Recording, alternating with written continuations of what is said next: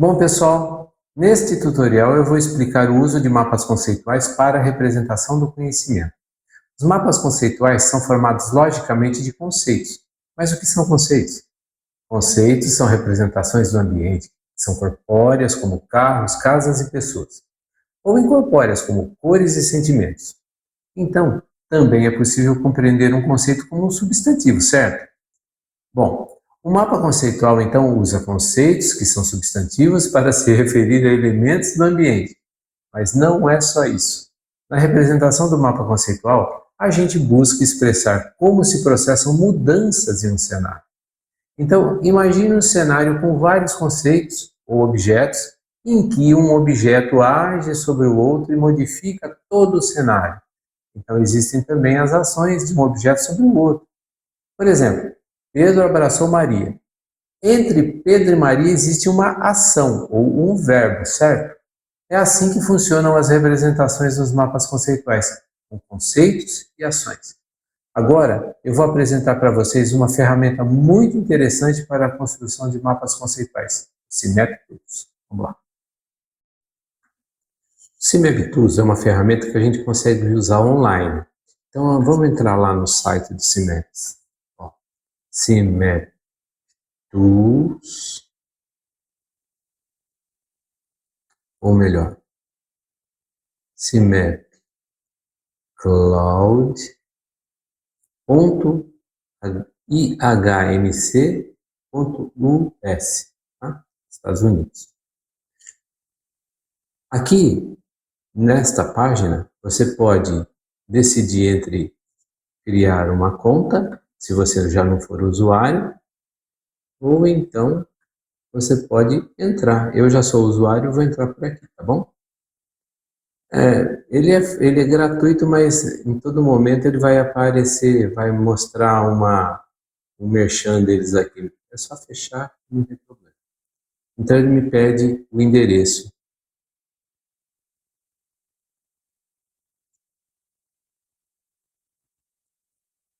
E a minha senha.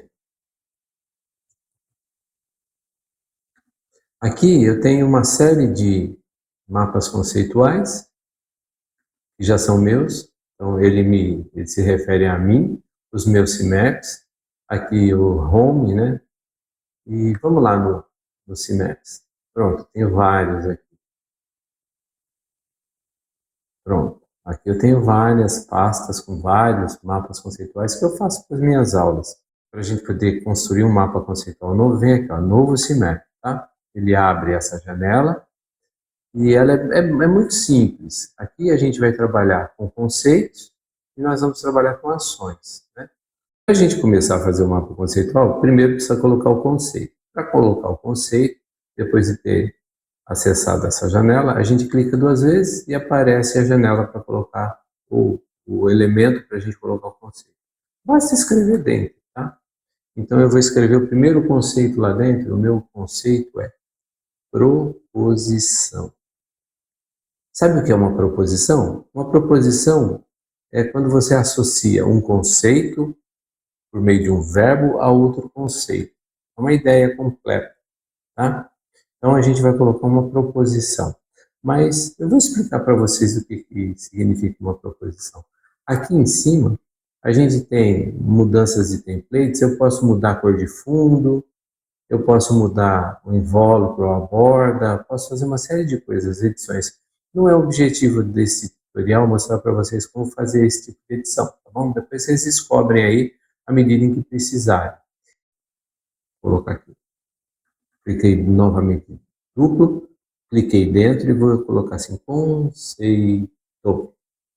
Aqui eu clico em proposição e tem essa alça aqui em cima de seta. Eu vou clicar em cima da alça de seta e vou ligar a proposição ao conceito. Pronto, está ligado.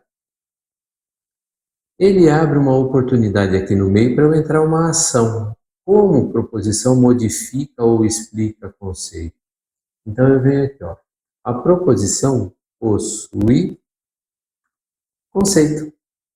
Então agora, se eu mudar localmente o conceito, colocar a proposição para baixo, eu vou conseguir organizar as minhas ideias dessa maneira.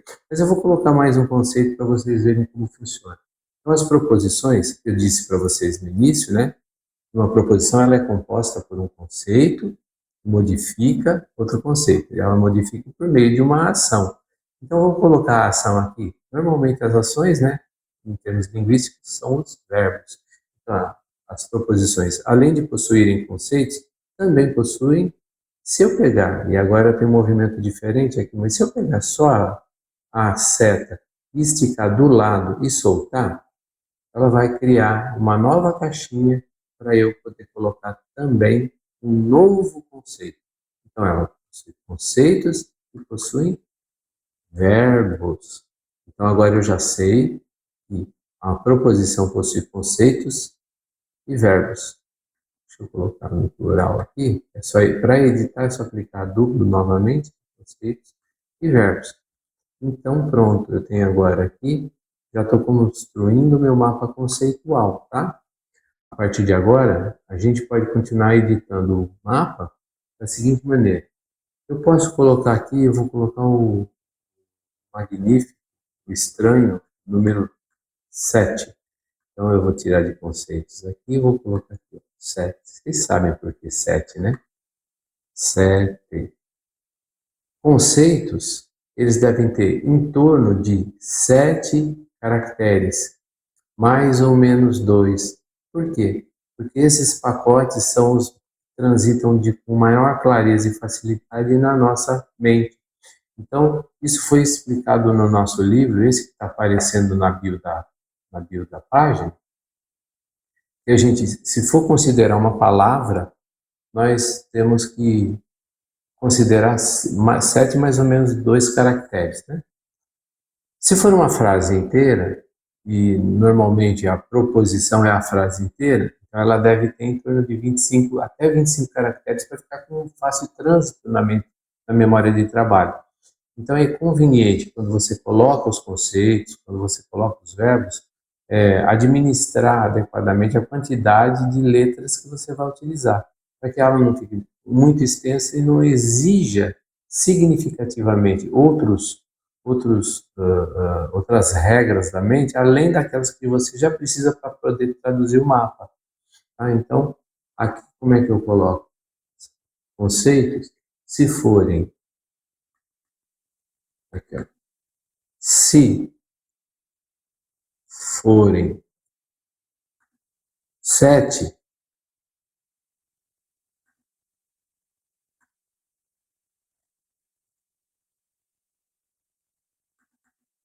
melhoram a memorização. Se vocês observarem aqui, saiu uma seta sem ponteira. Eu vou modificar. Eu cliquei em cima da haste e venho aqui e vou editar para sair com ponteira, né? Deixa eu ver se é essa daqui. Pronto, essa daqui. Acertei, tá? Então dá para fazer bastante coisa aqui, muito simples. E quando você salvar, fica disponível sobre vários aspectos.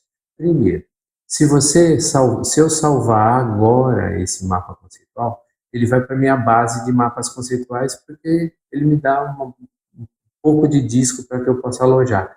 Se eu quiser salvar esse mapa no meu desktop, eu posso salvar no meu desktop de várias maneiras. Eu posso salvar a figura, ou eu posso salvar um arquivo de mapa conceitual para poder abrir em outros softwares de mapas conceituais, inclusive em planilha eletrônica, de uma série de oportunidades. E também posso, salvando e querendo, eu posso baixar a versão desse mesmo software que existe para desktop e abrir o mesmo arquivo lá no desktop, tá? E quando eu estiver remoto, eu posso abrir aqui na nuvem e manipular os mesmos dados que eu tenho lá no meu desktop. Não é objetivo nosso hoje falar a respeito disso. Depois eu faço mais outro tutorial para explicar para vocês como manipular mapas conceituais entre os as diferentes computadores, tá bom? Então aqui eu tenho a memorização e, enfim, aí os verbos, como é que eu posso dar a sequência aos verbos? Os verbos, eu posso dizer assim, os verbos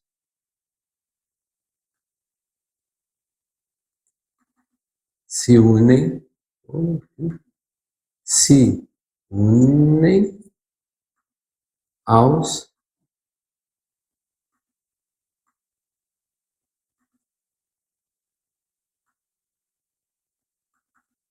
substantivos. Os verbos se unem aos substantivos. Os conceitos, tanto os conceitos, né? Tanto os conceitos, vou dar um clique duplo aqui. Tanto os conceitos quanto os substantivos são coisas, são corpóreos ou incorpóreos. Corpóreos ou incorpóreos. Eu estou usando pequenas palavras, tá? Não estou usando frases inteiras dentro dos balões, porque não teria sentido, posto que esses daqui são conceitos, na é verdade? Então eu preciso que sejam conceitos. E a explicação para isso é que eles são corpóreos ou incorpóreos? São corpóreos ou incorpóreos. Os substantivos também são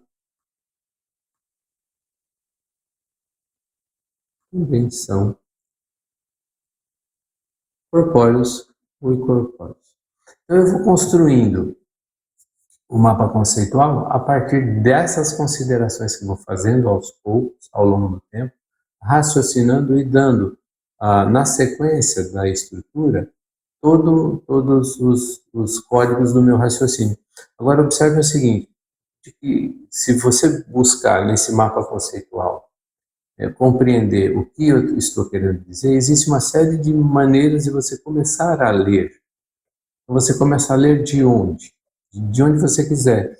E o mais interessante, e uma coisa que é muito importante, é que o mapa conceitual ele não seja mais extenso do que essa área que eu possa ver ao mesmo tempo. Eu não tenho que poder, não tenho que necessitar ficar correndo a tela de um lado para o outro para poder ler o mapa conceitual. Se eu tiver que fazer isso daí, eu tenho uma situação mais complexa ainda para poder lidar.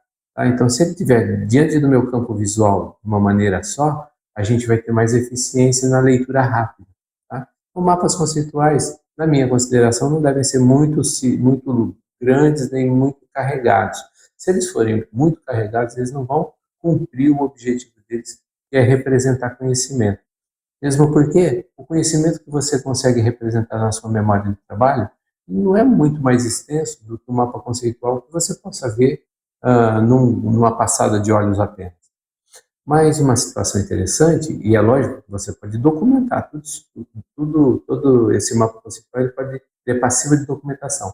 Se eu clicar em memorização ou, por exemplo, conceito, aqui eu tenho anotar. Se eu clicar em anotar, eu posso colocar o que significa com um texto maior esse conceito.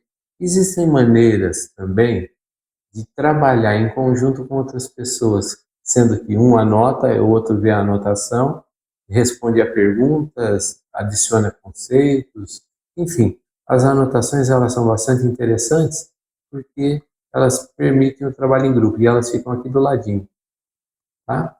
Essa é uma maneira da gente poder trabalhar em conjunto. Bom, à medida em que eu vou fazendo o mapa, ele já vai sendo salvo na nuvem, tá? E para que eu possa dar um nome para ele, eu tenho que vir aqui do lado, alterar propriedades. Lá em alterar propriedades, eu vou colocar o nome dele. Mapa exemplo. E que eu posso colocar a questão focal, palavras-chave, em que linguagem ele foi desenvolvido, quem sou eu sou o autor, né? Meu e-mail e etc. Tudo por aqui, tá bom? Vou dar um OK. E ele já está na minha base de dados, nas minhas pastas. Tá? Foi criado no raiz da minha pasta. Conforme eu disse para vocês em algum momento, ó, eu posso exportar em CXL, eu posso exportar em SVG, JPEG, posso exportar, e eu posso também imprimir em algum formato, ele me permite também, tá? Mais uma coisa interessante que você pode fazer é distribuir esse mapa por meio de um link, e esse link pode ser incorporado na sua homepage. Então, eu posso estar clicando aqui, eu posso mandar esse link para alguém, e o link é exatamente esse daqui, tá? Do mapa exemplo. Vou dar um Ctrl C, posso mandar esse mapa, distribuir esse mapa para um conjunto de alunos, por exemplo, e quando eles receberem lá na casa deles, no e-mail deles, o e-mail com o link, vai acontecer isso daqui. Ó, todo mundo consegue. Eu não consigo manipular dados aqui, tá? Porque isso é um wizard, né? Não consigo ver, mas não consigo manipular dados. Mas é uma forma interessante de construir o mapa com alunos em sala de aula e depois distribuir para que eles mantenham as anotações com eles. É isso aí, por enquanto. Abraços.